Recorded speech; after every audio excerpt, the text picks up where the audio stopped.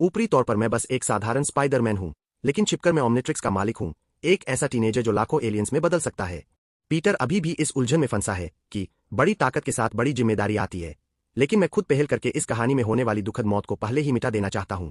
सीधे iron man से टक्कर लेने की मेरी औकात सिर्फ इसलिए है क्योंकि 15 साल पहले मैं मार्वल की दुनिया में आ गिरा था।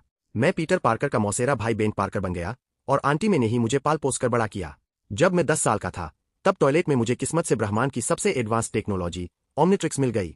वह छोटा सा टूटा फूटा घड़ी जैसा डिवाइस लाखों एलियन जातियों में बदल सकता था। मैंने सोचा था कि आयरन मैन को मुक्का मारूंगा और वेनम को पैरों तले रौंद दूंगा, लेकिन किसे पता था कि इस छोटी घड़ी को पहले एक्टिवेट करना पड़ेगा। कुछ दिन पहले ऑसबॉर्न कंपनी की ट्रिप के दौरान मेरी नजर उस म्यूटेंट मकड़ी पर पड़ी। मैं पीटर का हक छीनना नहीं चाहता था, बस यह चाहता था कि वह पीटर को काटने के बाद मुझे भी एक बार काट ले, ताकि मेरी यह घड़ी चालू हो जाए। लेकिन वह मकड़ी जैसे अपना मिशन पूरा करके पीटर को काटते ही टेबल पर अकड़ कर मर गई। मैंने पीटर के बालों के जरिए ओमनिट्रिक्स को एक्टिवेट करने की कोशिश की, पर घड़ी केवल बुद्धिमान जातियों का डीएनए दर्ज करती थी और मकड़ी उस गिनती में नहीं आती थी। मैं सीरम निकालना चाहता था, लेकिन न उपकरण थे, न तकनीक। मेरे सामने बस एक पागलपन भरी, खतरनाक चाल बची थी, उस जहरीली मकड़ी को जिंदा निगल जाना। मैंने आंखें बंद की और मकड़ी को मुंह में डाल लिया। अगले ही पल असनीय दर्द फट पड़ा। मुझे लगा जैसे मेरे अंदर अनगिनत मकड़ियां अंगं को कुतर रही हो और जहर नसों के सहारे दिमाग तक घुस रहा हो। दर्द के मारे मैं कुर्सी समेत जमीन पर गिर पड़ा। आंखों में खूनी लाल नसें भर गईं, त्वचा के नीचे घनी गांठें निकल आईं, दांत मुंह फाड़कर बाहर आने लगे और खून की प्यास पागलों की तरह बढ़ने लगी। मैंने कांपते हुए अपनी कलाई को देखा। 5 साल से मौन पड़ा ओमनिट्रिक्स अब भी पूरी तरह काला था। मैं दाव हार चुका था। थकच कथक। अचानक दरवाजे पर दस्तक हुई। आंटी में की आवाज आई, छोटे बेन, तुम ठीक तो हो? मेरा पूरा शरीर जम गया। इस वक्त मेरे गालों से 6 लाल खूनी आंखें निकल आई थीं और पलकों को चीरकर रोए बाहर आ रहे थे। मैं किसी जिंदा दानव जैसा लग रहा था। मैं कहना चाहता था कि वह चली जाए, पर गले से सिर्फ एक भारी, फटी हुई गुर्राहट निकली। तुम्हारी आवाज को क्या हुआ? क्या बुखार है? दरवाजे का हैंडल घुमा, दरवाजा खुला और रोशनी कमरे में आई। निराशा ने मेरा दिल जकड़ लिया। ठीक उसी पल मेरी कलाई की घड़ी से चकाचौंध कर देने वाली हरी रोशनी फूटी। गंभीर डीएनए इन्फेक्शन का पता चलते ही ओमनिट्रिक्स जबरदस्ती चालू हो गया। हरी रोशनी ने मेरे पूरे शरीर को ढक लिया और बेकाबू फैल रहे मकड़ी के जीन को धीरे धीरे दबाकर ठीक करने लगी। आंटी में तेज रोशनी से आंखें बंद कर बैठीं। जब उन्होंने दोबारा देखा, तो मैं बस कंबल में लिपटा बिस्तर पर पड़ा था और चेहरा पीला था। हाय, मैंने खुद को नॉर्मल दिखाने की कोशिश की। आंटी मैंने मेरा माथा छुआ और बड़बड़ाई कि पीटर स्कूल में किसी से लड़ पड़ा है और उन्हें उसे लेने जाना है। मुझे ठीक ठाक देखकर उन्होंने ज्यादा कुछ नहीं पूछा, दरवाजा बंद किया और चली गईं। मैंने कंबल हटाया। मेरी बाहों पर अब भी हल्की मकड़ी जैसी रेखाएं थीं और घड़ी हरी रोशनी से चमक रही थी। एनर्जी अपर्याप्त, डीएनए रिपेयर में 1 मिनट 37 सेकंड बाकी है। एस्टरिस्क। मैं खिंचकर हंस पड़ा। जो तकनीक ब्रह्मांड उड़ा देने का दम भरती है, वह भी बैटरी की कमी से जूझ रही थी। 1.5 मिनट बाद मेरी विकृति पूरी तरह मिट गई। मैंने मुट्ठी भींची। मेरी ताकत और इंद्रिया हर स्तर पर बढ़ चुकी थीं, यानी मकड़ी की शक्ति बच गई थी। अगले ही पल घड़ी का डायल नीला हुआ, कैलिब्रेशन मोड में गया और एलियन जीन का रैंडम सिलेक्शन शुरू हुआ। 10 लाख में से 10 चुने गए। मैंने सांस रोक ली। नीली रोशनी हटते ही मैंने घड़ी का सेंटर खोला। हीट ब्लास्ट, वाइल्ड मट, diamond head, XLR 8, grey matter, 4 arms, पहली पीढ़ी के 10 हीरो पूरे थे। मारक क्षमता, स्पीड, दिमाग, पूरी टीम एकदम बैलेंस्ड थी। खासकर ग्रे मैटर, गैल्वन प्रजाति की बुद्धि, जो थ्योरी के हिसाब से घड़ी की सारी पाबंदियों को तोड़ सकती थी। तभी सीढ़ियों से आती आहट को मेरी तेज सुनने की क्षमता ने तुरंत पहचान लिया। वह पीटर था। दरवाजा खुला। पीटर अभी कुछ बोलने ही वाला था कि मेरी आंखों में देखते ही जम गया। एक ही जैसी सुपर पावर की वाइब्स हवा में टकराने लगी। मैंने कहा, तुम्हें भी मकड़ी ने काटा है ना? वह आंखें फाड़े देखता रहा। मैं बिस्तर के सहारे टिका और धीमे से बोला, सच कहूं तो मैंने उस मकड़ी को खा लिया था। पीटर वहीं सुन रह गया। होश आते ही वह एक्साइटेड हो गया और पुराना कंप्यूटर खंगालकर ऑसबॉर्न की रिसर्च और कट कॉर्नर्स की जानकारी निकालने लगा। वह इस म्यूटेशन का सच और अपने माँ बाप से जुड़ी कड़ियां जानना चाहता था। उसने मुझे साथ चलने को कहा, लेकिन मैंने सिर हिला दिया। मुझे कोई इंटरेस्ट नहीं है। इंटरेस्ट नहीं है? यह तो सुपर पावर है भाई। हम सुपर हीरो बन सकते हैं। सुपर हीरो, ये शब्द मेरे अंदर जरासी भी लहर पैदा नहीं करते। मैं हीरो बनने की कीमत देख चुका था कि पीटर के आसपास के लोग एक एक करके कैसे चले जाते हैं। मैं हीरो नहीं बनना चाहता था। मैं बस आंटी में को सुरक्षित रखना चाहता था और हर खतरे को शुरू होने से पहले ही कुचल देना चाहता था। ऑसबॉर्न के झनेटों में मैं नहीं पड़ना चाहता था, लेकिन वह डकैत, जो इस कहानी में तय रूप से मौत लाएगा, उसे मुझे पहले ही खत्म करना था। मैंने पीटर को बाहर निकाला, दरवाजा बंद करके भीतर से कुंडी लगाई और ओमनिट्रिक्स का बटन दबाया। हरी रोशनी चमकी और मैं हथेली जितने छोटे, ग्रे मैटर, में बदल गया। मशीनों और तकनीक का विशाल ज्ञान मेरे दिमाग में भर गया और सोचने की स्पीड 100 गुना बढ़ गई। मैंने घड़ी के मूल प्रोग्राम को हैक करने की कोशिश की, पर एजमित ने उसे इतना कसकर लॉक किया था कि फिलहाल कोई रास्ता नहीं मिला। फिर मैंने व्यावहारिक रास्ता चुना। मेज पर चढ़कर 10 मिनट में कई दिनों का पेंडिंग फिजिक्स का होमवर्क निपटाया, फिर सीधा न्यूयॉर्क पुलिस के रिकॉर्ड सिस्टम को हैक कर लिया। यह मेरे लिए बच्चों का खेल था। मैंने फिल्टर लगाए, डकैती का आपराधिक इतिहास, क्वींस में सक्रिय, कलाई पर सितारे का टैटू। कुछ ही सेकंड में रिकॉर्ड सामने आ गया। डेनिस कैराडाइन, निचले स्तर का गुंडा, लंबा क्रिमिनल रिकॉर्ड और शहर से भागने से पहले एक आखिरी बड़ी लूट की तैयारी। वही था, वही आदमी जो कुछ दिनों बाद किसी भले इंसान को गोली मारकर स्पाइडरमैन के बनने की भारी कीमत वसूलने वाला था। मैंने सिस्टम बंद किया और ट्रांसफॉर्मेशन खत्म कर दिया। इस बार का बदलाव आधे घंटे तक चला था, ओरिजिनल कहानी के 10 मिनट से कहीं ज्यादा। मकड़ी के डीएनए ने मेरी ढलने की काबिलियत बढ़ा दी थी और एलियन बनने की टाइम लिमिट लंबी कर दी थी। आधा घंटा बहुत कुछ निपटाने के लिए काफी था। अगले दिन सुबह मैंने आंटी में से कहा कि दोस्तों से मिलने जा रहा हूं और जल्दी निकल पड़ा। मैं सीधे डेनिस के पास नहीं गया, पहले हेल्स किचन के आसपास चक्कर लगाकर उसकी हरकतों को समझा। वह गुंडा सचमुच भागने की फिराक में था। एक तरफ चोरी का माल बेचने के लिए खरीदार ढूंढ रहा था, तो दूसरी तरफ भागने से पहले एक आखिरी बड़ा हाथ मारने की सोच रहा था। शाम के वक्त मैंने उसे एक बंद पड़ी फैक्ट्री में किसी से डील करते देखा। मौका एकदम सही था। मैं एक गली में घुसा, हाथ उठाकर ओमनिट्रिक्स दबाया और डायल को XLR8 फास्ट फ्लैश स्टार के सिंबल पर घुमा दिया। हरी रोशनी चमकी, मेरा शरीर पल भर में लंबा होकर बदलने लगा। काली चमड़ी पूरे शरीर पर छा गई, हाथ पैरों और लंबी पूंछ पर नीली धारियां उभर आईं, पैरों ने रोलर जैसी शेप ले ली और काला मास्क नीचे आ गिरा, जिसमें से केवल मेरी तेज त्रिकोणीय पुतलियां दिख रही थीं। किना फ्लैश प्रजाति का XLR8, पूरे ब्रह्मांड में अपनी भयानक स्पीड के लिए मशहूर एलियन। बस पैरों को हल्का सा हिलाते ही एक काली परछाई बनकर निकल पड़ा। रफ्तार इतनी तेज थी कि नंगी आंखों से पकड़ना नामुमकिन था। कानों में बस हवा की चीख गूंज रही थी और सड़क के दोनों तरफ की इमारतें पीछे छूटती जा रही थीं। कई किलोमीटर की दूरी मैंने आधे मिनट से भी कम में तय कर ली। बंद फैक्ट्री के अंदर डेनिस अभी सौदा खत्म करके चोरी के पैसों को खुशी खुशी गिन रहा था और रातों रात शहर से भागने की प्लानिंग कर रहा था। उसे कुछ समझ आता, उसे पहले ही उसकी गर्दन के पीछे तेज दर्द हुआ, आंखों के आगे अंधेरा छाया और वह बेहोश हो गया। जब वह दोबारा जागा तो उसने खुद को हवा में उल्टा लटका पाया। नीचे कई मीटर गहरी खाली जगह थी, जरा सा हिलते ही शरीर झूलने लगता। अंधेरी फैक्ट्री में धूल और जंग की बदबू भरी थी। मैं कहाँ हूँ? डेनिस डर के मारे कांप रहा था, उसकी आवाज रोने जैसी हो गई थी। वह तो बस एक मामूली गुंडा था, आम लोगों को डराना उसके बस की बात थी, लेकिन इतनी ऊंचाई पर लटकते ही उसकी हवा निकल चुकी थी। डेनिस कैराडाइन, मेरी आवाज खाली फैक्ट्री में गूंजी। XLR8 की खास तेज डबल वॉइस उसमें खौफ भर रही थी। तुम जानते हो मैंने तुम्हें यहाँ क्यों लटकाया है? डेनिस बुरी तरह कांप गया और रोते हुए रेहम की भीख मांगने लगा। सर, मुझे नहीं पता। आपको पैसे चाहिए तो सब ले लीजिए, बस मुझे छोड़ दीजिए। वह मुझे साफ देखना चाहता था, पर मैं अंधेरे में खड़ा था। सिर्फ एक पतली, तेज और खूंखार परछाई दिख रही थी, जैसे झपटने को तैयार कोई शिकारी। मैंने एकदम ठंडे स्वर में कहा, मुझे सिर्फ तुम्हारी जान चाहिए। डेनिस उसी पल टूट गया। इतनी ऊंचाई से गिरने का मतलब था सीधा मौत। वह रो रोकर सफाई देने लगा कि उसने किसी का कुछ नहीं बिगाड़ा, अब कभी जुर्म नहीं करेगा और अभी सुधर जाएगा। मैं धीरे धीरे अंधेरे से बाहर आया। नीले और काले रंग की बॉडी, डायनासोर जैसी बनावट और बर्फ जैसी ठंडी पुतलियां। मुझे देखते ही डेनिस डर के मारे पैंट में पेशाब कर बैठा और रोना भी भूल गया। मैंने उसकी तरफ देखते हुए बिना किसी झिझक के कहा, अभी तक तुमने किसी को नहीं मारा है, लेकिन कुछ दिनों बाद तुम मारोगे। एक डकैती के बाद तुम एक भले बुजुर्ग को गोली मार दोगे। उसने पूरी जिंदगी मेहनत करके 2 बच्चों को बड़ा किया और सिर्फ उस सड़क से गुजरने की वजह से वह तुम्हारे हाथों मारा जाएगा। डेनिस एक पल के लिए सुन रह गया, फिर पागलों की तरह सिर हिलाने लगा। नामुमकिन, मैं किसी को नहीं मारूंगा, मैं अभी न्यूयॉर्क छोड़ दूंगा। उसने मुझे भविष्य देखने वाला कोई पागल समझा, लेकिन मैं जानता था कि यह कोई भविष्यवाणी नहीं, तय किस्मत थी। मुझे ज्यादा बहस करने में कोई इंटरेस्ट नहीं था। XLR8 बनने के बाद मेरे स्वभाव में भी थोड़ी अधीरता आ जाती है। जब काम हाथों से हो सकता हो तो बातों की क्या जरूरत। मैंने अपना तेज पंजा उठाया और उसे बांधने वाली रस्सी की तरफ निशाना साधा। बस यह एक रस्सी काटनी थी और वह तय मौत की कहानी हमेशा के लिए खत्म। पीटर पर कोई बोझ नहीं आता और सारे हादसे समय से पहले टल जाते।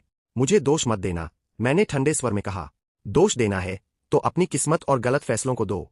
मेरा पंजा धीरे धीरे रस्सी में धंसा, रेशे एक एक करके टूटने लगे और डेनिस की चीख पूरे कारखाने में गूंज उठी। लेकिन रस्सी पूरी तरह टूटने से ठीक 1 सेकंड पहले धमाका हुआ।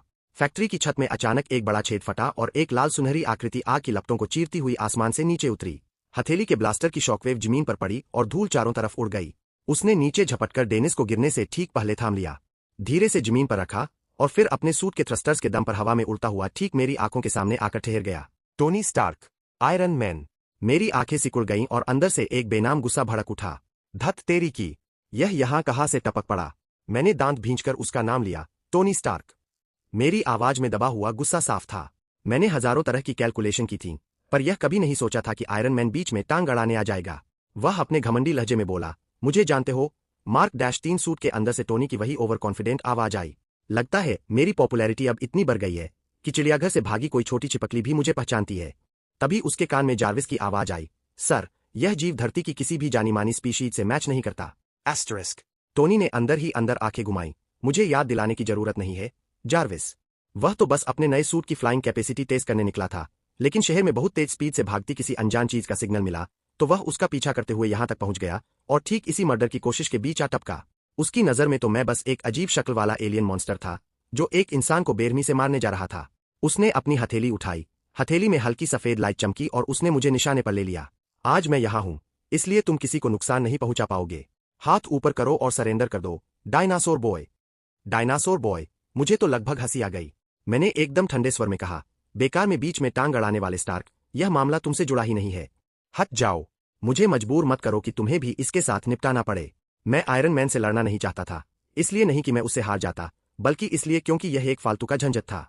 एक बार दुश्मनी हो गई तो शील्ड बहुत जल्दी मेरे पीछे पड़ जाएगी और ओमनिट्रिक्स का सीक्रेट खुल सकता था। लेकिन डेनिस को जिंदा छोड़ देना मेरे लिए नामुमकिन था। मुझसे जुड़ा नहीं है। टोनी को यह मजाक लगा। न्यूयॉर्क की सड़क पर किसी को मारने की कोशिश करो और कहो कि मुझसे कोई लेना देना नहीं। अगर यह बुरा आदमी है भी, तो तुम्हें इसे सजा देने का हक किसने दिया? तुम खुद को क्या समझते हो, जज या भगवान? मैंने उसे घूरते हुए एक एक शब्द पर जोर देकर कहा, मैं इनमें से कोई नहीं हूं। मैं बस इतना जानता हूं कि यह आदमी एक मासूम बूढ़े की मौत की वजह बनेगा। अगर मैं इसे अभी मार दूं, तो उस इंसान की जान बचा सकता हूं। टोनी अकड़कर बोला, बकवास। अपनी इस झूठी भविष्यवाणी के चक्कर में तुम एक जीते जागते इंसान की जान ले लोगे। यह सीधी सीधी हत्या है। मैंने उसकी धर्म और ज्ञान बांटने वाली नौटंकी देखी और अचानक ठंडी हंसी हंस पड़ा। टोनी स्टार्क, तुम्हें मुझसे मर्डर की बात करने का क्या हक है? स्टार्क इंडस्ट्रीज किसकी लाशों पर खड़ी हुई है? भूल गए? दुनिया भर के जंग के मैदानों में तुम्हारे घर के बने हथियारों से मरे हुए लोगों की लाशें पड़ी है। कितने बच्चे तुम्हारी बनाई मिसाइलों के नीचे दबकर मर गए। तुम्हारे बेचे हुए हथियारों ने जितने लोगों को मारा है, वह ऐसे 10 देने से भी ज्यादा है। और अब तुम लोहे का यह डिब्बा पहनकर खुद को इंसाफ का देवता समझ रहे हो। क्यों एक बुरे आदमी को बस हथियार डालते ही शरीफ मान लिया जाए और एक अच्छे इंसान को बार बार किस्मत की चक्की में पीसा जाए? मेरी बातें तेज चाकुओं की तरह टोनी के दिल में उतर गईं। सूट के अंदर उसका चेहरा तुरंत भारी हो गया और वह काफी देर तक चुप रहा। यही उसका सबसे दर्दनाक अतीत था। पहले जो मौतें उसके लिए सिर्फ कागजों का आंकड़ा थीं, उनका वजन उसे तब समझ आया जब वह खुद गुफा में मौत के मुंह से बचा था। इसीलिए मैंने हथियारों का कारखाना बंद कर दिया, उसने अब बहुत भारी आवाज में कहा, जिसमें पहले वाली अकड़ गायब थी। मैंने उस पर दबाव बनाए रखा। क्या फैक्ट्री बंद कर देने से पुराना सब मिट जाता है? क्या जो लोग मारे गए, वे तुम्हें सिर्फ इसलिए माफ कर देंगे क्योंकि तुमने बिजनेस बंद कर दिया? तुम चाहे अब कितने ही लोगों को बचा लो, मरे हुए लोगों की तरफ से माफी देने का हक तुम्हारे पास नहीं है। फैक्ट्री में सन्नाटा छा गया। टोनी मेरे शब्दों से कुछ पल के लिए एकदम चुप हो गया, लेकिन उसके उसूल अपनी जगह थे। वह मेरी आंखों के सामने किसी का मर्डर होते नहीं देख सकता था। उसने फिर हथेली उठाई और ब्लास्टर की लाइट और तेज हो गई। मैं आखिरी बार कह रहा हूं, उसे छोड़ो और सरेंडर करो, वरना मुझे सख्ती करनी पड़ेगी। मैंने धीरे धीरे अपने दोनों हाथ ऊपर उठाए। टोनी को लगा कि मैं मान गया, मगर अगले ही पल उसने मेरी बर्फीली आवाज सुनी, 3 मिनट। तुम्हें खत्म करने के लिए 3 मिनट काफी है। आवाज खत्म होते ही मैंने पैर हिलाया और मेरा पूरा शरीर उसी जगह से गायब हो गया। स्पीड इतनी तेज थी कि परछाई भी नजर न आए। धमाका! टोनी ने तुरंत रिफ्लेक्स में ब्लास्टर चला दिया। लेजर बीम मेरी पुरानी जगह पर गिरी और लोहे के एक बड़े स्ट्रक्चर में सुराख कर गई। लोहे के टुकड़े चारों तरफ बिखर गए। टोनी ने हाथ हिलाया, मानो उसे लगा कि निशाना लग गया है। लेकिन जार्विस की शांत आवाज आई, सर, टारगेट मिस हो गया। एस्टरिस्क। मजाक कर रहे हो? टोनी ने भौहें उठाई, फिर नीचे देखा और उसकी आंखें फटी की फटी रह गईं। पता नहीं कब मैं पहले ही डेनिस के पास पहुंच चुका था और मेरा नुकीला पंजा उसकी छाती पर टिका हुआ था। यह पूरा काम 1 सेकंड से भी कम समय में हो गया था। यह कैसे पॉसिबल है? टोनी हैरान रह गया। यह स्पीड इंसानी समझ से बहुत बाहर थी। उसने गुस्से और घबराहट में चिल्लाकर कहा, उसे छोड़ो। मैंने ठंडे स्वर में कहा, मेरा नाम XLR8 है। फिर मेरा पंजा जरासा आगे बढ़ा। चिर! तेज नाखून ने डेनिस की छाती को चीर दिया। तुम्हारी हिम्मत कैसे हुई? टोनी पूरी तरह पागल हो गया। आयरन मैन बनने के बाद यह पहली बार था जब किसी ने उसकी आंखों के सामने किसी को मार दिया हो। यह उसका सीधा अपमान था। हथेली के ब्लास्टर, कंधे की मिसाइलें, कोहनी की पल्सगन, उसके सारे हथियार एक साथ खुल गए और मेरी तरफ तन गए। मैं तुम्हें टुकड़े टुकड़े कर दूंगा। कई लेजर बीम्स एक साथ चली, मिसाइलें धुआं छोड़ती हुई मेरी तरफ आईं। लेकिन मेरी नजर में यह सारे अटैक कछुए की चाल जितने धीमे थे। XLR8 की असली ताकत सिर्फ स्पीड नहीं, बल्कि सोचने और रिस्पॉन्स देने की सुपरफास्ट कैपेसिटी भी है। मेरी नजर में टाइम जैसे स्लो मोशन में चल रहा था। बीम्स का रास्ता, मिसाइलों की डायरेक्शन, सब साफ दिख रहा था। मैंने पैर हिलाया और काली बिजली की तरह उन घने हमलों के बीच से निकलता चला गया। लेजर बीम्स मेरे शरीर को छूकर निकल गईं। मिसाइलों को मैंने आसानी से चकमा दे दिया और वे सब जाकर फैक्ट्री की दीवारों से टकरा गईं। धमाके पर धमाके होने लगे। पूरी जर्जर फैक्ट्री हिलने लगी और चारों तरफ धुआं छा गया। धुआं छंटने पर भी मैं वही खड़ा था, एक खरोंच तक नहीं आई थी। मैंने ताना मारते हुए कहा, बहुत धीमे हो, टोनी। स्टार्क इंडस्ट्रीज के हथियार बस इतने ही काम के हैं। बकवास बंद करो। टोनी गुस्से से दांत पीसने लगा और सीधे थ्रस्टर्स चालू करके मेरी तरफ झपटा। उसे लगा कि क्लोज कॉम्बैट में मेरा यह दुबला शरीर उसके भारी भरकम सूट की ताकत नहीं झेल पाएगा, मगर वह मेरे पास पहुंच पाता, उससे पहले ही मैं फिर गायब हो गया। अगले ही पल मैं उसके पीछे प्रकट हुआ, ऊंचा उछला और एक भारी किक उसके सूट के बैकार्क रिएक्टर पर दे मारी। धड़ाम। उस जबरदस्त वार से टोनी कई कदम लड़खड़ाया और लगभग गिरने ही वाला था। अभी वह संभल भी नहीं पाया था कि मेरी पूंछ लोहे के कोड़े की तरह घूमी और उसके हेलमेट के साइड में जा लगी। टन। लोहे की जबरदस्त टक्कर गूंजी। टोनी अपने भारी सूट समेत तिरछा उड़ता हुआ फैक्ट्री की दीवार तोड़कर बाहर जा गिरा और जमीन को घसीटते हुए लंबी खाई बनाता चला गया। सूट के अंदर टोनी का सिर चकरा गया और कानों में सीटी बजने लगी। जार्विस ने तुरंत वार्निंग दी, सर, माइल्ड कंकशन और सूट 12% डैमेज हो चुका है। एस्टरिस्क। टोनी दांत पीसकर उठा, धत तेरी की, इस मॉन्स्टर में इतनी ताकत कहां से आई? सैकड़ों किलोमीटर प्रति घंटे की स्पीड और XLR 8 की अपनी पावर, टाइटेनियम अलॉय का सूट भी इसे आसानी से नहीं झेल पा रहा था। जार्विस, ऑटो फाइट मोड पर स्विच करो। कंट्रोल तुम संभालो। टोनी समझ चुका था कि अपने इंसानी रिफ्लेक्स से वह मेरी हवा को भी नहीं छू पाएगा, इसलिए उसने कंट्रोल AI को दे दिया। समझ गया sir. Auto fight mode on. Suit की आंखें और तेज चमकने लगीं और सारे वेपन्स अपने आप लॉक होने लगे। जार्विस का रिस्पॉन्स टाइम इंसानों से कहीं तेज था। थ्योरी के हिसाब से वह मेरी चाल पकड़ सकता था। आओ, डायनासोर बॉय, टोनी ने दांत पीसते हुए कहा, देखता हूं अब कितनी देर बचते हो। मैंने अपनी कलाई घुमाई और होठों पर एक ठंडी मुस्कान आ गई। Auto mode. जार्विस भी XLR 8 की टॉप स्पीड को नहीं पकड़ पाएगा। राउंड 2। Tony Stark. मैंने शरीर नीचे झुकाया, दौड़ने की पोजीशन ली, मेरा मास्क पूरी तरह नीचे गिर गया और मैंने बर्फीली आवाज में कहा, उम्मीद है तुम इसे बर्दाश्त कर पाओगे। बात पूरी भी नहीं हुई थी कि मैं फिर भाग पड़ा। इस बार मैंने कोई पैंतरा नहीं बदला, सीधा टोनी की तरफ दौड़ा। मेरी काली परछाई एक लंबी लाइन बन गई। स्पीड इतनी भयानक थी कि हवा में सोनिक बूम हो गया। Target locked, fire. जार्विस ने तुरंत रिएक्ट किया, सारे हथियार एक साथ चल पड़े, लेकिन फिर भी 1 सेकंड की देर हो चुकी थी। लेजर छूटने से पहले ही टोनी के सामने पहुंच चुका था। धड़ाम। मैं पूरी ताकत से मार्क -3 के सीने पर लगे आर्क रिएक्टर से टकराया, मानो कोई हाई स्पीड बुलेट ट्रेन सामने से भिड़ गई हो।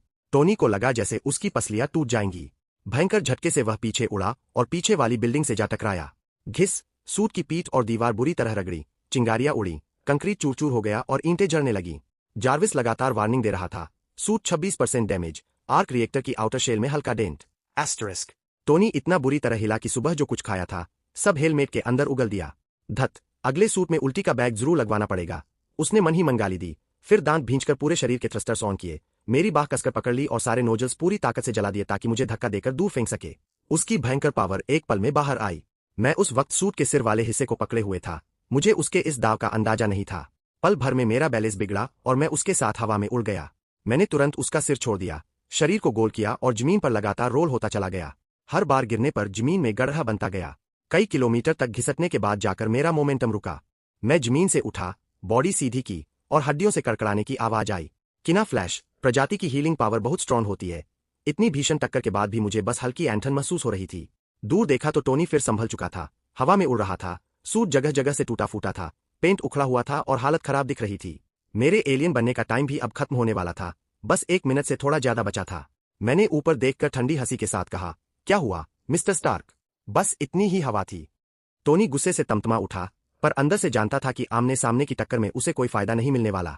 मेरी स्पीड फिजिक्स के नियमों से बाहर थी। उसने दांत भींचकर कहा, ज्यादा इतराओ मत, हिम्मत है तो भागना बंद करो, सीधे लड़ो, सीधे। मैं हंस पड़ा, लगता है तुम्हें गलतफहमी हुई है। मैं XLR 8 हूं, स्पीड ही मेरा हथियार है। मैं लोहे के डिब्बे में बंद इंसान से ताकत का मुकाबला क्यों करूं? मैंने अपने पैरों में पावर भरी, शरीर को आगे झुकाया और उसकी छाती के सबसे कमजोर हिस्से पर नजर टिका दी, आर्क रिएक्टर। टोनी का दिल धक से रह गया, उसे घबराहट महसूस हुई। तुम क्या करने वाले हो? मैंने कोई जवाब नहीं दिया। जवाब थी हवा को चीरती हुई भयंकर आवाज।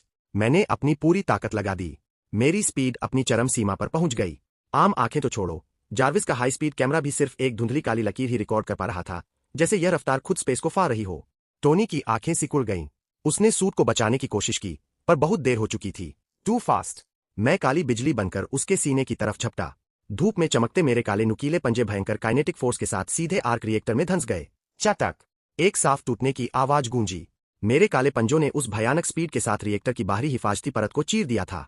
परित्यक्त फैक्ट्री के बाहर खुले मैदान में इस समय मैं XLR 8 बनकर आयरन मैन से लड़ रहा था। मैंने अपनी बंदूक जैसी भुजा से वार किया, आयरन मैन जोर से झटका खाकर रह गया। सूट के भीतर से छोटी सी स्पार्किंग की आवाज फूटी और हेलमेट की लाइट कुछ बार टिमटिमाने के बाद पूरी तरह बुझ गई। धड़ाम, भारी सूट जोर से जमीन पर गिर पड़ा। चांदी नीले रिएक्टर पर एक छोटा सा चीरा उभर आया था, जैसे किसी ने कुदाल से बेरहमी से उसे काट दिया हो। सर, रिएक्टर डैमेज हो गया है, एनर्जी लीक हो रही है।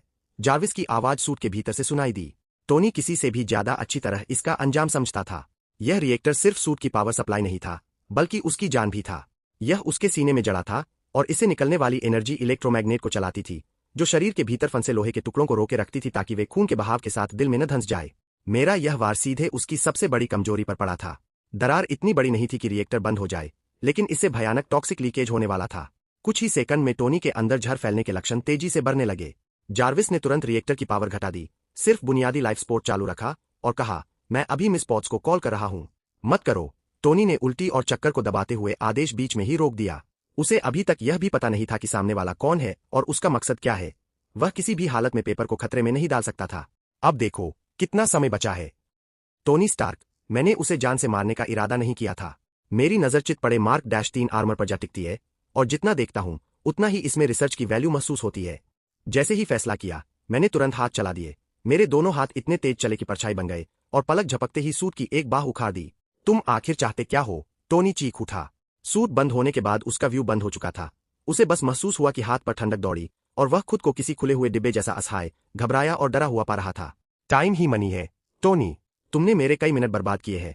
मुझे अपना नुकसान तो वसूलना ही पड़ेगा। मैंने हिंसक तरीके से उसे खोलना जारी रखा और 2 ही झटकों में टोनी का मास्क उखाड़ दिया।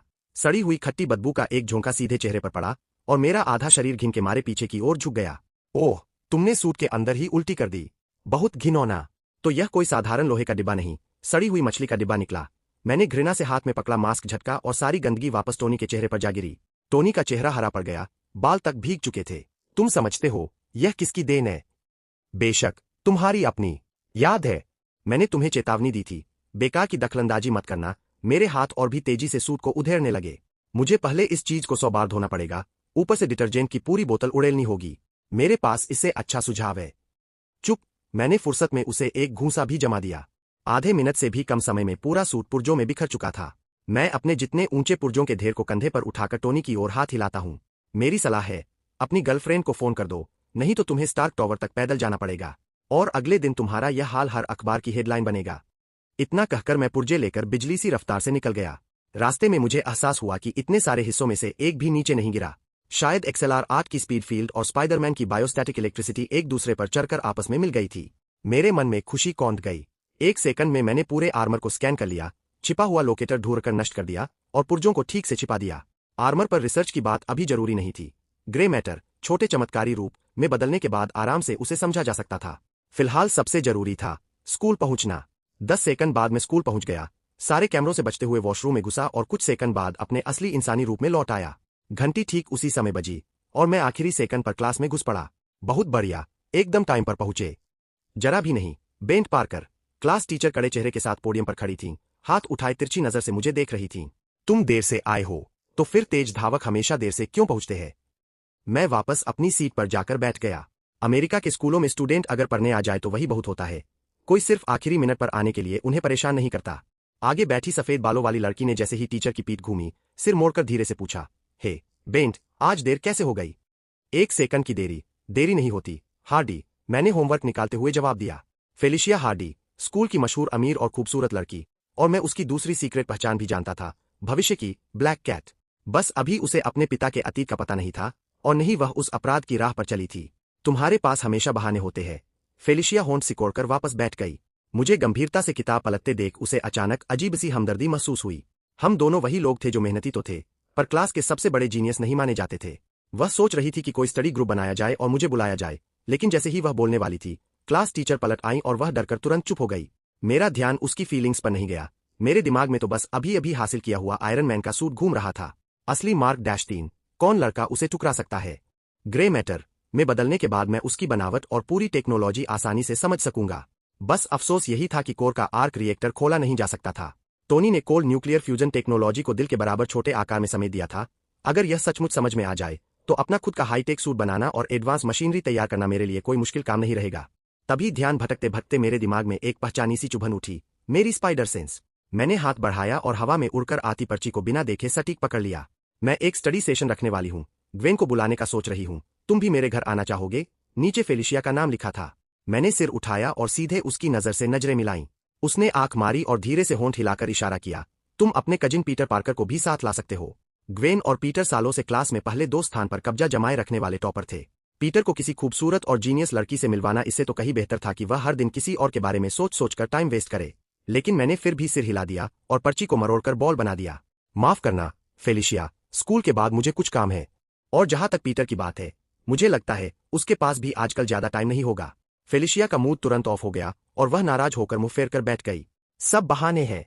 साथ पढ़ना नहीं है तो साफ साफ कह दो। उसने मन ही मन कसम खाई कि छुट्टी होने तक वह मुझसे बिल्कुल बात नहीं करेगी।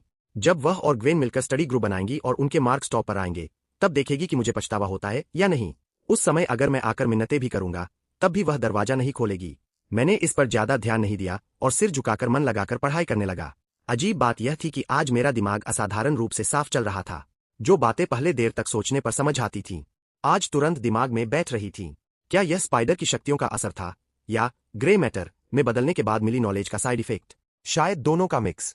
मैं जानता था कि मैं पीटर जितना बड़ा जीनियस नहीं था। पीटर तो मिडिल स्कूल में ही दुनिया बदल देने वाला वेब फ्लूइड बना सकता था, और कॉर्नर्स की लिजर्ड टेक्नोलॉजी तो इस दौर से बहुत आगे थी। लेकिन मेरे पास ओमनिट्रिक्स था। लाखों एलियन डीएनए में ढेरों ऐसी प्रजातियां थीं जिनकी बुद्धिमत्ता का कोई जवाब नहीं था। पूरे दिन की पढ़ाई के बाद मुझे बस ऐसा लगा जैसे मेरा दिमाग एकदम रिफ्रेश हो गया हो। उधर फेलिशिया भीतर ही भीतर तड़प रही थी। वह चाहकर भी मेरी परवाह करना बंद नहीं कर पा रही थी, फिर भी जिद में मुझसे बात नहीं कर रही थी। वह मन ही मन खुश भी हो रही थी कि उसने मुझे पूरे दिन इग्नोर किया तो मैं जरूर बहुत दुखी हुआ हूंगा। बड़ी मुश्किल से छुट्टी की घंटी बजी। उसने तुरंत मुड़कर मेरा रिएक्शन देखना चाहा, पर मेरी सीट तो पहले ही खाली थी। दूर कॉरिडोर में सिर्फ मेरी पीठ दिख रही थी जो बिना पीछे देखे क्लासरूम से बाहर निकल रही थी। सड़ियल कहीं का। वह गुस्से से पैर पटकने लगी। पूरे दिन मेरा दिमाग इतना शार्प रहा कि मैं पढ़ाई में डूबकर फेलिशिया को पूरी तरह भूल ही गया था।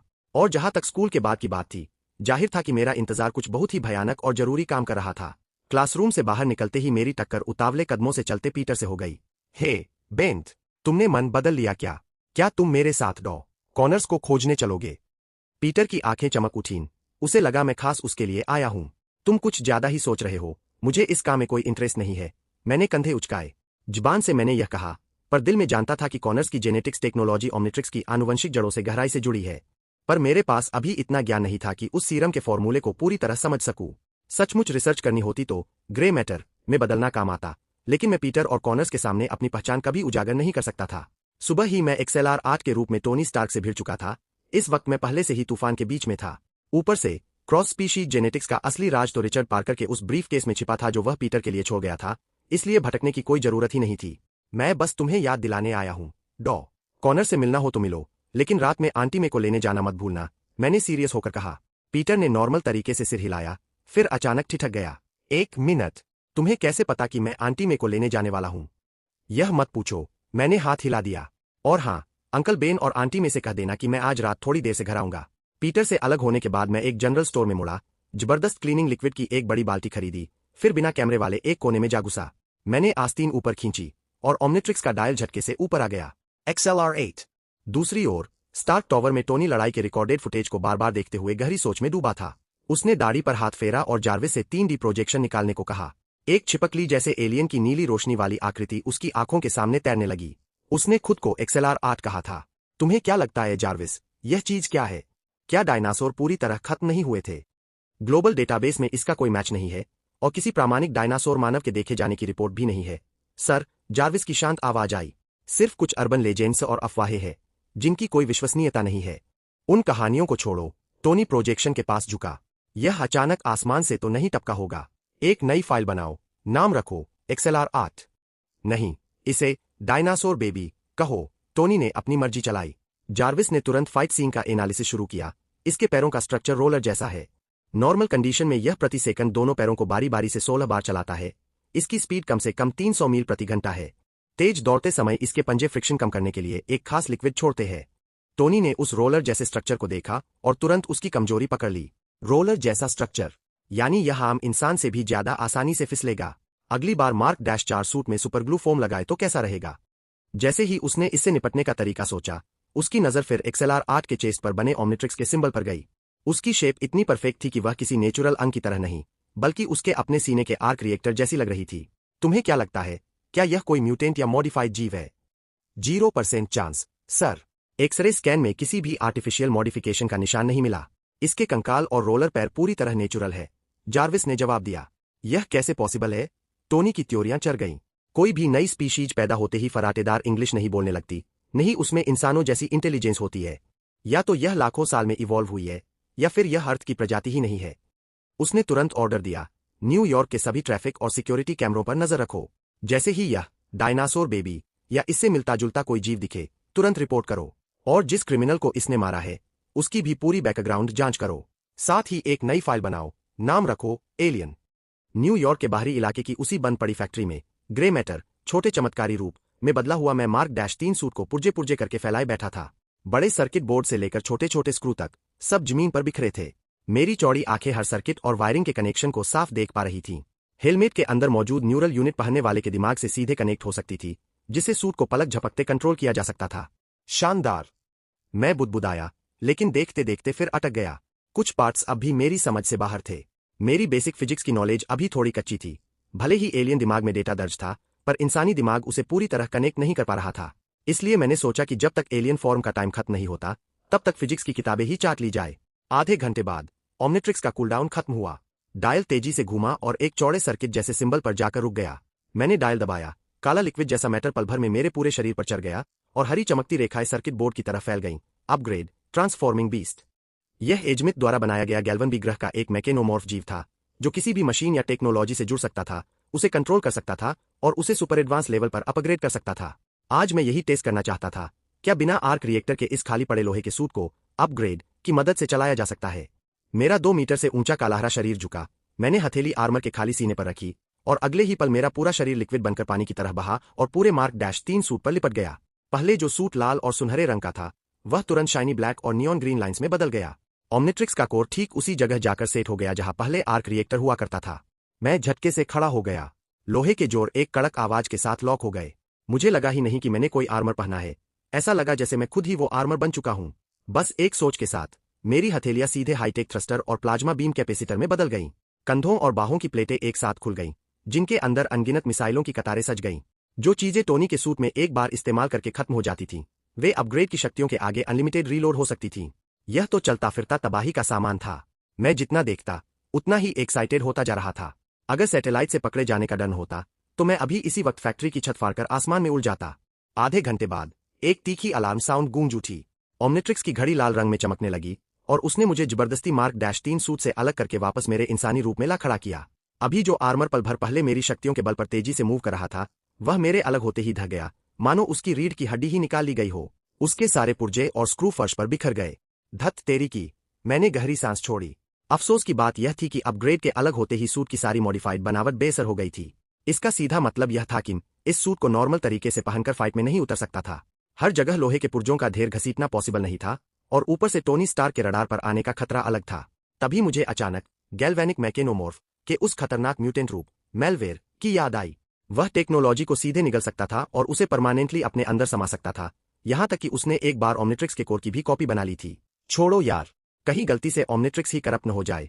मैंने उस ख्याल को तुरंत दिमाग से बाहर निकाला। इसके बाद का पूरा टाइम मैंने ओमनिट्रिक्स के कूलडाउन होने, फिर से एलियन में बदलने और नए नए एक्सपेरिमेंट करने में बिता दिया, जब तक कि बाहर आसमान में पूरी तरह अंधेरा नहीं छा गया। न्यूयॉर्क की रात कभी भी सेफ नहीं होती। यहां अगर कोई रात के वक्त अकेले सड़क पर निकले, तो लूट लिया जाना बहुत नॉर्मल बात है। खासकर तब, जब किसी को रात 9 बजे शिफ्ट खत्म होने के बाद 12 ब्लॉक पैदल चलकर किसी सन्नाटे वाली मेट्रो स्टेशन की तरफ जाना पड़े। ऐसी राह और भी डरावनी हो जाती है। आंटी मे ने ठंडी हवा के झोंके से बचने के लिए अपने शरीर को सिकोड़ लिया। सालों की मेहनत और गरीबी ने उन्हें उम्र से पहले ही कमजोर बना दिया था। उनके धूसरसफेद बाल बेजान से लटक रहे थे। वह बार बार घबराहट में सड़क के मोड़ की तरफ देख रही थीं। हर गुजरती काली परछाई उनके दिल की धड़कन बढ़ा देती थी। सुबह पीटर ने साफ साफ कहा था कि वह स्कूल के बाद उन्हें लेने आएगा, लेकिन वह घंटों से ठंडी हवा में खड़ी थीं और उसका दूर दूर तक कोई अतापता नहीं था। उन्होंने सोचा कि अकेले ही घर लौट जाए, पर डर था कि अगर पीटर रास्ते में आ रहा हो तो वे एक दूसरे को मिस न कर दें। पर जैसे जैसे टाइम बीत रहा था, उनका मन भारी होता जा रहा था। पहले कभी पीटर ने उन्हें इतना इंतजार नहीं करवाया था। कहीं पीटर के साथ कोई हादसा तो नहीं हो गया। चिंता किसी बेल की तरह उनके दिल से लिपट गई। जब उनसे और खड़ा नहीं रहा गया, तो वे वापस जाने के लिए मुड़ी ही थीं कि तभी सड़क के छोर से एक काली परछाई तेजी से दौड़ती हुई उनकी तरफ आई। आंटी मे ने डरकर अपना पर्स कसकर पकड़ लिया। हे आंटी मे, मैंने दूर से ही आवाज दी। वे स्ट्रीट लाइट के नीचे उस पीली सी रोशनी का सहारा लिए खड़ी थीं। बेंट, आंटी मे के मुंह से निकला। हैरानी के साथ साथ उनके दिल से एक बहुत भारी पत्थर हट गया। वे तेजी से मेरी तरफ आईं और अपने झुर्रियों भरे खुरदरे हाथों से मेरी कलाई कसकर पकड़ ली। इस घर को संभालने और 2 अनाथ बच्चों को बड़ा करने के लिए आंटी मे ने अनगिनत तकलीफें सही थीं। वे ज्यादा पढ़ी लिखी नहीं थीं, इसलिए बरसों तक रेस्तरां में बर्तन मांजने जैसे थका देने वाले काम ही कर पाईं। सैलरी बहुत कम थी, फिर भी उन्होंने कभी कोई शिकायत नहीं की थी। तुम यहाँ कैसे आए बेटा? उन्होंने कांपती आवाज में पूछा। मैंने मन ही मन सोचा, बिल्कुल इसीलिए आया हूं क्योंकि मुझे चैन नहीं पड़ रहा था। एस्टरिस्क। ज्यादातर मल्टीवर्स के स्पाइडरमैन के लिए कैनन इवेंट्स मानो उसकी किस्मत बनकर आती है। एक मुसीबत टालो तो दूसरी पीछे पीछे चली आती है। मैंने पूरी ताकत लगाकर अंकल बेन की जान तो बचा ली थी, पर मेरे दिल में हर पल यह डर बैठा रहता था कि कहीं यह खौफनाक हादसा आंटी में पर न टूट पड़े। स्कूल खत्म होते ही मैंने पीटर को बार बार याद दिलाया था कि आंटी में को लेने जरूर जाए, पर मेरा दिल गवाही नहीं दे रहा था। और हकीकत ने वही साबित किया जिसका मुझे डर था। पीटर आखिरकार अपने माता पिता के अतीत के चक्कर में यह बात भूल ही गया। मेरे मन में पीटर पर हल्की झुंझलाहट उठी, पर मैं आंटी में को और परेशान नहीं करना चाहता था, इसलिए मैंने एक सीधा सा झूठ कर दिया। पीटर ऑसकॉर्प में डॉ कॉनर से मिलने गया है आंटी। उसके पास टाइम थोड़ा कम था, इसलिए उसने मुझे आपको रिसीव करने भेज दिया। डॉ कॉनर्स का नाम सुनते ही आंटी में का दिल धक से बैठ गया। वे अच्छी तरह जानती थीं कि इस साइंटिस्ट का पीटर के माता पिता से गहरा कनेक्शन रहा है। वे समझ गईं कि पीटर शायद उनके अतीत का सच जानने ही वहां गया होगा। जब से पीटर को स्टोर रूम में अपने पेरेंट्स का छोड़ा हुआ पुराना सूटकेस मिला था, वह उनके गायब होने के सच को लेकर पागल सा हो गया था। यह जिद आंटी में के दिल में गहरी चुभन पैदा करती थी। उन्होंने मुझे और पीटर को हमेशा अपने सगे बच्चों की तरह माना था, पर पीटर का यह बर्ताव उन्हें डरा रहा था। उन दिनों पीटर के माता पिता छोटे से बच्चे को उनके पास छोड़कर रातों रात चले गए थे और फिर कभी नहीं लौटे। उन्होंने और अंकल बेन ने पुलिस में कंप्लेंट भी की थी, पर कोई सुराग नहीं मिला। उनके मन में हमेशा यह खौफ रहता था कि कहीं वे लोग किसी डेंजरस क्राइम या कॉन्स्पिरेसी में न मारे गए हों। वे बेहद डरी हुई थीं कि कहीं पीटर भी उनके चक्कर में सीधे किसी बड़े खतरे में न कूद पड़े। चिंता मत कीजिए आंटी में, मैंने आगे बढ़कर उनके कंधे थामे और प्यार से समझाया। पीटर बस पहली बार अपने मम्मी पापा के सच के करीब पहुंचा है, इसीलिए थोड़ा इमोशनल होकर डूब गया है। सब ठीक हो जाएगा। आंटी में की आंखें भर आईं। उनकी खुरदरी हथेलियों ने मेरा हाथ ऐसे जकड़ रखा था मानो जरा सा ढीला छोड़ते ही हम दोनों बच्चे उनसे बहुत दूर निकल जाएंगे और उनकी जिंदगी से हमेशा के लिए गायब हो जाएंगे। बहुत टाइम से एक बात उनके दिल में अटकी थी, क्या मैं भी पीटर की तरह अपने असली माता पिता को ढूंढना चाहता हूं, पर उनमें कभी पूछने की हिम्मत नहीं हुई थी। अगर कोई बच्चा अपने खून के रिश्तों के पास जाना चाहे तो यह नॉर्मल है, उन्हें मुझे रोकने का कोई हक नहीं था। लेकिन यह सोचकर ही कि वे मुझे या पीटर को खो देंगी, उनका कलेजा कांप जाता था। मैंने उनका हाथ थोड़ा और कसकर थामा और माहौल के इस भारीपन को झटके में तोड़ दिया। चलिए आंटी में, अब घर चलते हैं। मुझे तो बहुत जोरों की भूख लगी है। रात काफी गहरी हो चुकी थी और हम दोनों एक दूसरे का हाथ थामे ठंडी सड़क पर घर की ओर कदम बढ़ाने लगे। घर के दरवाजे पर अंकल बेन बहुत देर से बेचैनी में हमारा इंतजार कर रहे थे। लौटते हुए हम दोनों को देखते ही वे जल्दी जल्दी आगे बढ़े। उनके चेहरे पर हैरानी साफ दिख रही थी। उन्हें उम्मीद नहीं थी कि आंटी में को लेने में जाऊंगा, पीटर नहीं। बेंट में पीटर कहाँ है? उन्होंने पूछा। मुझे वही झूठ फिर दोहराना पड़ा जो मैंने अभी आंटी में से कहा था, लेकिन अंकल बेन को धोखा देना इतना आसान नहीं था। उन्होंने मेरी आंखों में देखा, उनकी नजर में एक अजीब सा दर्द और गहराई थी। वे एक ही पल में मेरे इस मासूम झूठ को समझ गए। फिर भी उन्होंने मुझे सबके सामने बेनकाब नहीं किया, नहीं डांटा। उल्टे उनके मन में मेरे प्रति एक अजीब सी तसल्ली और इज्जत जाग उठी। झूठ बोलना गलत है, यह वे जानते थे, लेकिन वे यह भी समझ रहे थे कि यह बच्चा इस परिवार को बिखरने से बचाने और आंटी में का दिल न दुखाने के लिए ऐसा कर रहा है। घर के दोनों लड़के असाधारण रूप से समझदार थे, लेकिन मैं पीटर से भी ज्यादा मैच्योर और सिचुएशन को संभालने वाला था। अंकल बेन हमेशा मानते आए थे कि इस परिवार के लिए किस्मत का दिया एक नायाब तोहफा हूं। शुक्रिया बेटा, उन्होंने भारी आवाज में कहा। कोई बात नहीं अंकल बेन, यह तो मेरा फर्ज था, मैंने मुस्कुराते हुए कहा। आगे से ऐसी चीजें मुझे सौंप दीजिए, मैं तो वैसे भी फ्री ही रहता हूं। मैं चाहता तो यही हूं, मगर अफसोस तुम आज सुबह बहुत जल्दी निकल गए थे। अंकल बेन की आंखें हल्की सी नम हो गईं और उन्होंने अपने भारी हाथ से मेरे कंधे को थपथपाया। अच्छा, तुम मेरे को अंदर ले जाओ, मैं यही बाहर रुककर पीटर का इंतजार करता हूं। इतनी रात हो गई है अंकल बेन, अंदर बैठकर इंतजार करना सही रहेगा ना? मैंने उनका हाथ पकड़कर उन्हें अंदर ले जाने की कोशिश की, लेकिन अंकल बेन ने धीरे से हाथ उठाकर मुझे रोक दिया। उनकी आवाज नरम थी, मगर आंखें और इरादे एकदम अडिग। नहीं बेंट, मैं यहीं इंतजार करूंगा। मेरी मौजूदा ताकत ऐसी थी कि अपनी एक उंगली से भी उन्हें उठाकर अंदर ले जा सकता था, लेकिन जब मेरा हाथ उनके बाजू से टकराया तो ऐसा लगा मानो मैं किसी पहाड़ को हिलाने की कोशिश कर रहा हूं। यह उनके सिद्धांतों और जिम्मेदारी की ताकत थी। मैं जानता था कि अंकल बेन जिस चीज का इंतजार कर रहे थे वह पीटर के साथ एक बहुत ही गंभीर बातचीत थी, और मैं यह भी अच्छी तरह जानता था कि अभी अभी नई नई सुपर पावर्स पाने वाला और माता पिता के अतीत में खोया पीटर इस वक्त बहुत इमोशनल था और भावनाओं में बहकर वह अपनों को ही सबसे गहरा जख्म देने वाला था। मूल टाइमलाइन में यही तीखी बहस पीटर को गुस्से में दरवाजा पटककर घर से बाहर जाने पर मजबूर करती है। अंकल बेन उसे ढूंढने अंधेरी रात में बाहर निकलते हैं और बदकिस्मती से एक कारजैकर की गोली का शिकार हो जाते हैं। भले ही मैंने पहले ही उस डकैत का काम तमाम कर दिया था, पर यह खतरा अभी पूरी तरह टला नहीं था। कैनन इवेंट का खेल बहुत डरावना होता है। डेनिस ने सही तो कोई और अपराधी उस रात सड़क पर हो सकता था। अंधेरे में न जाने कितने खतरे घात लगाए बैठे थे। मेरा दिल कर रहा था कि मैं इस बाप बेटे की बहस और टकराव को भी उस लुटेरे की तरह एक ही झटके में खत्म कर दूं और आने वाली तबाही को हमेशा के लिए मिटा दूं। लेकिन इंसानों के रिश्तों और जज्बातों की उलझने किसी को मारकर या हटाकर नहीं सुलझाई जा सकती। एक भारी बेबसी के साथ मैंने सिर हिलाया और आंटी में को लेकर घर के अंदर चला गया। घर के अंदर आंटी में के चेहरे पर चिंता साफ दिखाई दे रही थी। जाहिर था कि उन्हें भी बाहर आने वाले तूफान और बहस का अंदाजा हो चुका था। कुछ नहीं होगा आंटी, मैंने उनके कान के पास झुककर बहुत धीमे से कहा। चलिए किचन में कुछ खाने को तैयार करते हैं। जिस तरह उन दोनों के मिजाज गर्म है, लड़ाई के बाद शायद दोनों को ही तेज भूख लगने वाली है। आंटी में मेरी बात सुनकर हल्का सा मुस्कुरा दी। ऐसा नहीं होगा बेंट, तुम और पीटर तो हमसे कभी झगड़ा नहीं करते। उनकी बातों में अटूट भरोसा था, पर उनके कदम अपने आप किचन की ओर बढ़ गए। उनकी पतली और थकी हुई पीठ को देखते हुए मैंने गंभीरता से सिर हिलाया। आप सही कह रही है आंटी में, हम ऐसा कभी नहीं करेंगे। और अगर पीटर ने आज कोई भी ड्रामा या हंगामा किया तो मैं उसे सीधा कर दूंगा। हाँ, लड़ाइएगा बिल्कुल नहीं। आंटी मैंने फ्रिज खोलते हुए मुड़कर पूछा, आज रात खाने में क्या पसंद करोगे? कुछ भी आसान सा बना लीजिए आंटी। मैं डाइनिंग टेबल की कुर्सी पर बैठ गया। फ्राइड चिकन या पोर्क चॉप, कुछ भी चलेगा। मुझे तो इतनी जबरदस्त भूख लगी है कि मैं पूरा का पूरा सुअर सफाचट कर सकता हूं। यह कोई मजाक या अतिशयोक्ति नहीं थी। ओमनिट्रिक्स के असर और स्पाइडर बाइट की वजह से हम दोनों के शरीर में मकड़ी की महाशक्तियां तेजी से डेवलप हो रही थीं। हमारा शरीर म्यूटेट हो रहा था और ताकत तेजी से बढ़ रही थी।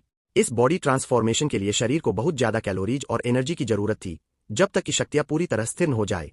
दूसरी ओर ओमनिट्रिक्स से अलग अलग एलियंस में बदलने पर ऊर्जा सीधे ओमनिट्रिक्स के कोर से खर्च होती थी, इसलिए उसे मेरी अपनी शारीरिक ताकत या स्टेमिना खत्म नहीं होता था।